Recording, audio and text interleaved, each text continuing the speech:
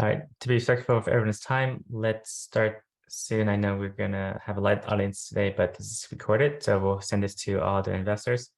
And since we don't have too many attendees, feel free to ask us any questions, guys. I'm very excited to present our thanks courtesy of Mark, House Manager and AMG. Grocers Warehouse Investor Update. We have been providing monthly updates, but we wanted to give you guys a forum to ask any questions, as well as to provide more details on how Grocers Warehouse is going and our outlook for the future. Mark, you can, if anyone have any questions, feel free to just ask it in the Q&A, or just a small audience, raise your hand and you can ask it, and I'll allow you to chat. Mark, go ahead. All right. Hello, everybody. Mark Reisman here. And for a while, I've been working with Andrew Gutierrez on this, and recently started taking a larger role in it. I've gotten to visit this a few times, and it's still a beautiful asset. There's still some really great artwork and landscaping. It's in good condition. First, we'll talk about the residential side of this. There's 14 units, and I'm glad to report that it's currently 100% occupied. We do have one move out scheduled here for the end of the month. That resident was at the $13.50 market rate rent, and the property managers, AMG, have suggested that we hold the line there at $13.50. And in fact, we may have to start considering doing some incentives. So we don't want to lower the rent. We don't want to have ongoing rent decreases, but we might have to do some kind of one-time, maybe a 3-month incentive to start getting people in. Now, we have started charging pet fees of $12 a month. So we're going to look at that. Maybe right now, 3 tenants are being charged that for new folks, especially because it's so pet friendly. We think that we can start getting this fee for more folks. We haven't decided if we'll keep it at 12 or increase it. The current average rent is $11.50. And so as people cycle through, that should start going up a little bit. And then I'll just point out also that the pro forma rent was $12.93. So the current market rent, although we're at the max, is still coming in above pro forma. How many of the units have pet fees? Yeah, it's, I believe 3 or maybe 4. And we still have the 4 units that are with Owl Stays and Airbnb. So there's 2 units with that. It's the 5-year lease on those. And those rents are $9.50 per month. So the good news is that they're locked in for 5 years, but it's 5 years of $9.50 rent. I think they have an escalation on it. Okay. Sounds good. All right. Yep, let's move to commercial here. All right, first, the Rising Sun, they moved out at the end of May, and their space is pristine. It's great. It's one of the best in there. We just started working with a new leasing agent. His name is Hank Simpson, and he's with Area. So he is probably one of the best leasing agents for this type of asset. And so we're excited to work with him on it and hope to get that refilled soon. I do think it'll be a popular spot. We're looking at $14 per month triple net lease for that, plus, sorry, $14 per square foot plus triple net, which is a good average for us and works well with the pro forma. We did have 2 new leases signed here, and Apex moved in March, moved in. They started in March. We're in the middle of doing tenant improvements for them. They should start paying rent here in September. And then GPS started in May, and their free month period just ended. So they started paying last month in July. So you did not see that in the June financials, but they'll be there going forward. Mediahead did have a large balance due, and happy to report that is now paid in full.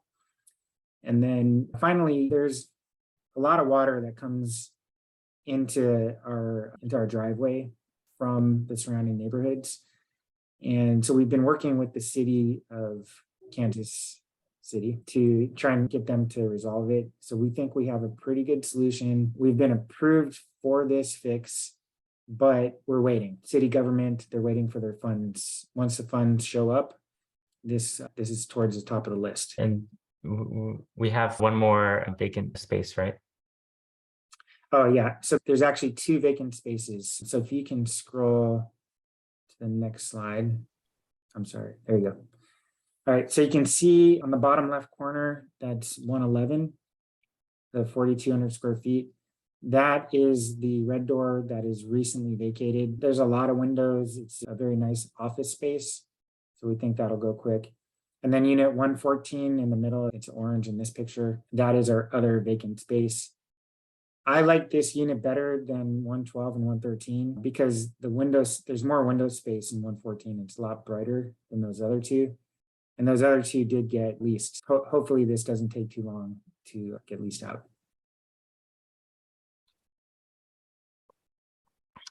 Okay. All right. So this is current financials compared to the budget that is put together versus the pro forma when you guys signed up. And we also threw in some other columns. I'll come that in a minute. But we are behind pro forma on the revenue side. You can see the column on the far right, the forecast +2. If this was fully leased out today, then we'd be getting closer to pro forma. So in the meantime, we're just working our way up to that. We are ahead of last year, but we didn't have tenant improvements in the budget or in the pro forma. So that's something that is in addition to that we'll be incurring. So right now we're pretty close to, there's some cash flow, but there's not a whole lot. And certainly as we flush through the tenant improvements, it'll come back. It's not a total fair representation of financial performance because it's incurred at the beginning of a lease, but we get the benefit over the entirety of the lease. Realistically, if you're looking at an accrual basis, the amortized portion of that is really what you'd want to be considering. Yeah, you can think of TI as an investment. You spend money to improve a tenant's space, and in turn, they agree to potentially a higher rent. That incremental rent essentially pays for the tenant improvement and then some. So usually looking at IRR or a return investment of maybe 50% over time. Okay. All right. All right, so today we have once we collect we'll have about 53,000 in cash on hand.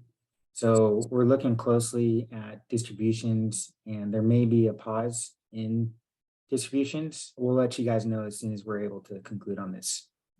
Yeah, I do want to set the expectation that we might pause distributions. We currently are net cash profitable, but we did spend a lot of money on TIs. And we want to make sure we have a safety. In addition, Red Door I don't think they'll have much TI to spend any new tenant comes in. That's actually a very nice finished space.